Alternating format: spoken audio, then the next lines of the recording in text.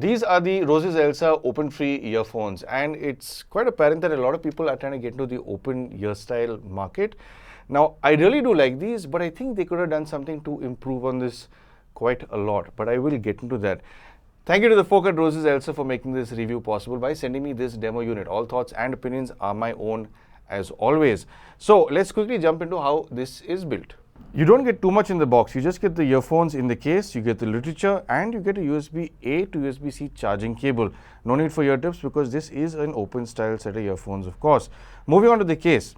Well, this does come in a glossy finish. This is a neat little color. Now, it does come in a series of different colors as well that you can check out on their website. But I have always never been a fan of this glossy finish because it can pick up scratches and scuffs over time. But this is a very smart looking color and finish. Now, on the front, you can see the Roseselsa logo next to, or should I say just above the LED light. Roseselsa, of course, is also Rose Techniques, if you don't know about them. Then it does have this little metal section over here where you can put in a lanyard in case you want to throw it around your wrist or your neck. And then at the back, you do have a USB Type-C connector to charge this up, as well as a sync and reset button. I like it when manufacturers retain this because this is the quickest way to get your earphones up and running again if there has been a problem with it. Then, of course, when you pop this open, you will see the Open Free branding on the stems of these earphones. And when you pluck them out, you will see the new design. And by new design, I mean different, because this does have a slightly different design. These are designed to be more ear clips than anything else. They do swing around the back of your ear, and they do have a touch control area at the back, which is interesting. And they do have this metal grill that fires inward towards your ear canal. Now, comfort wise, I have found these to be pretty comfortable. They don't pinch at my ear, they just sort of hold on. So it's not been uncomfortable to wear even for prolonged periods of time. And I'd say this is perfect for if you're doing chores around the house, or going for a walk and you want to be aware of your surroundings. This is pretty comfortable to wear and easy to use as well, because this section over here does have a touch enabled area, which I will talk about in the chapter about features. And speaking about features, well, this does have most of its features within the app. You do have touch controls on the earphone section, of course, but a lot of the customization is within the app. So you will have to download the Rose Link app. And the one thing I really like about this that they've done, a lot of manufacturers have started this nonsense of having to sign in and give your personal email address or give your cell phone numbers and all this sort of stuff. There's no need for these companies to have this information. Rose Link does not ask you for any of that. So I really do like that they've done that. So anyway, I'll throw the app up on the screen. This is the Rose Link app. So now, of course, you can see the earphones battery life as well as the case, which is, of course, quite cool to see. Then you do get a master EQ option, which is bass and balanced. It's on bass for obvious reasons. It is an open set style of earphones, and I will talk about the sound soon. But then you do have a game mode as well to reduce latency.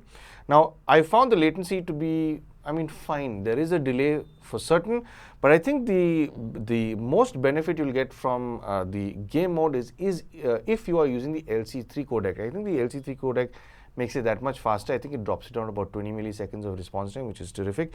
I don't have the LC3 codec, so I haven't been able to see that. But whenever I do put it on game mode, it does get a little bit quicker compared to when it's off. Then, of course, you do have dual device connectivity. I think this has been standardized across most earphones now in today's day and age. And you do have different codecs you can choose from. So as standard, it is on AAC SBC. You do have LDAC and LHDC. Most earphones just choose the LDAC or the LHDC. So I'm surprised to see you have both LDAC and LHDC here. And of course, you do have the LC3 codec, and of course the dual device connection option as well. So it will most likely drop it back to AAC and SBC when it is in that mode. Now, something I did notice is that when it is in the LDAC mode, now my phone has LDAC, so I can only test LDAC. Compared to AAC, it appears to have a little more detail, but it does get terrifically more sibilant. There's a lot more emphasis on the upper mid-range and higher frequencies when it's on LDAC. So I prefer using it on AAC because it gets a little more mellow. Obviously, there's a lot less data transfer, and because of that, you will get better battery life as well. So that's something to keep in mind. And then, of course, you do have touch control settings. Now, I like that it has a single, double, and triple click option. But more than that, what I really like about this is you can also choose to have volume options. So you can increase or lower volume. There are a lot of earphones that still haven't implemented the volume control. And man, I honestly feel that anything with audio, you need to have a volume control, whether it's a tap and hold or a single click or a slider. Earphones need to have tap control. So it's pretty cool that they've got these functions available as well for the touch controls. Then it also does have, when you go to the square option, there is this is like a whole bunch of updates they give you with different products, which is cool. But you can go to the white noise option, which takes a little while to sort of boot up. But then you can choose the different sounds. This is like a relax mode sort of thing. You can choose the different sounds you want to play at the same time and play them back. Or if you don't want that, you throw something else in. So you'll have to sit and listen to this and see what you like to listen to. But it's cool that they've included this. And of course, when you go to this option, like it says here, Roseselsa, good morning, click here to log in. I love that it's not forcing you to log into the app. There are some apps that completely lock you out of using the earphones unless you give your private information and log in. There is no need for an audio brand to data farm like that. People just want to be able to access your product and enjoy it. So there you have it. That's pretty much the app. That's everything you need to know about the app. And now, being an open set style of earphones, this very obviously does not have active noise cancelling, but it does have some form of environmental noise cancelling. And to make that possible, Roseselsa have included 4 microphones in total with these earphones. So that's about 2 microphones per earphone. So if you plan on taking any calls in a very busy environment, here's a quick demo to show you how it will perform in that kind of setting. So I'm calling you from the usual busy street I do all of my call tests from, just to give you a sense of how much noise these earphones are going to be battling. Of course, as you can see behind me, there's a lot of movement. There are some water tankers, 4-wheelers, 2-wheelers, 3-wheelers, some pressure horns on those water tankers. There is construction work going on as always. And all in all, these do have a lot to battle with, of course. So I have been on the camera microphone all this time just to give you the sense of the environment around me, and I'll switch on over to the open free microphone right about now. So this is the overall vocal tonality you can expect to hear from, or say carry on over to your recipient when you are in this kind of setting. Now, no doubt, this is a very severe, very noisy setting. If you were to use these in, let's say, an office or at home in an enclosed space where there's not so much noise, these are bound to do significantly better. But this should give you that overall idea as to how much noise these will cancel out so that your voice is carried over much clearer to your recipient. So I do hope that this demo is giving you a better understanding for these earphones. And of course, I will see you back at the studio. Moving on to the sound, these come with 10 mm dynamic drivers, and of course it is open style, so it will be a very different performing kind of earphone compared to anything that's sealed or slightly closed. This does have, it does support the AAC, SBC, LHDC, LDAC and LC3 codec. So if your phone is able to broadcast any of these, it's going to be able to handle that without a problem. And this also does have a frequency response of 20 Hertz all the way up to 20,000 Hertz. So, I mean, it does what most earphones do. But moving on to the volume and everything else. Well, volume wise, I have been listening to this, say, at around maybe 35% volume, 40% volume. It's pretty loud even at low volumes in an enclosed space. The minute I step outside, if I'm going for a walk, or if I'm just generally outside, I have to crank it up to 50 or even 60% volume to sort of overpower the noise around me. That is also in part because it is an open style set of earphones. But in an enclosed environment, when I am at maybe 55-65% volume, it does seem to get a little too loud, especially in the upper range. This has been tuned to be a little on the brighter side. So that's a big reason why I tend to listen to it at lower volumes, as well as on the AAC and SBC codec, because the minute you go on to LDAC, it gets a little too bright. It gets a little more accentuated over there, I suppose, because there's a lot more data or information coming through to you over there. On a sound stage and imaging front, I mean, it does all right for a set of wireless earphones. It's pretty standard.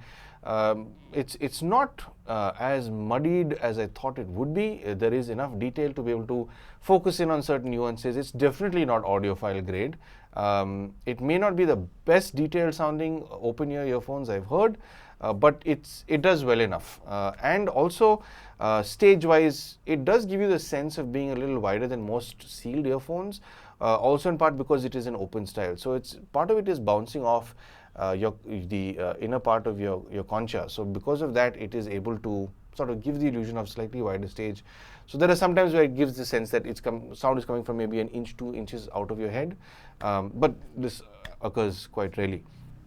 Moving on to the highs, mids and lows. Well, Uh, it's nothing really to write home about because it's again, the open style earphones do tend to have a lot of negatives because there's a lot of noise bleed in as well, and also the driver is not as close as it ideally should be to your ear. At least if you've heard a lot of wireless earphones that are sealed, it has more directional flow of sound because this is throwing sound from a much further distance. It's not able to give you a fullness of sound like other things do. Now, no doubt they've got some sort of directional approach. The way they've designed it, it is trying to throw sound in towards your ear canal more accurately. But again, positioning of these earphones is almost as important as it is for speakers, because I noticed if the earphone was a little too high, let me just show you instead of telling you.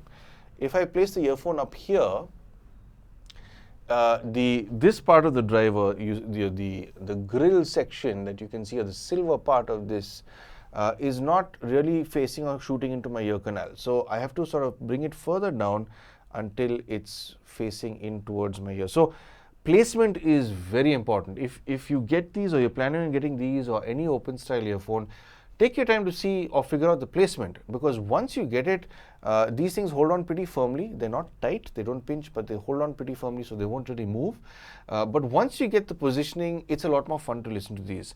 The highs and mids are definitely quite accentuated compared to the lower frequencies, because I mean, those are much shorter wavelengths, so they don't lose as much energy in close range compared to lows. The lows need a lot more energy, or should I say a lot more distance, or you need a much larger driver to be able to carry that lower frequency well. So the one thing I noticed with this is it can be fun to listen to if it sits much closer to your ear.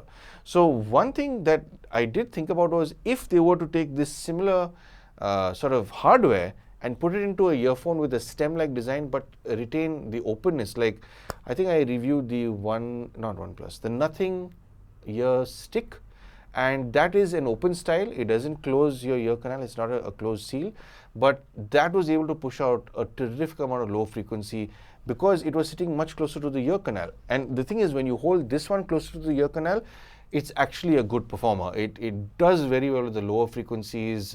Things sound a little more balanced.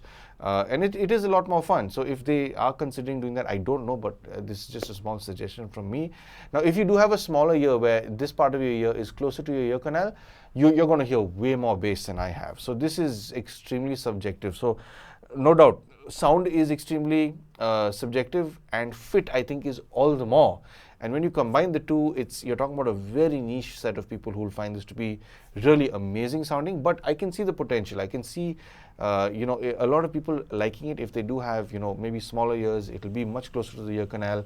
The bass will be improved significantly. It'll sound fuller. It'll sound definitely much better defined. But yeah, I do find it to be a little on the sibilant side. So if you do listen to high res through LDAC, it will be a lot brighter sounding.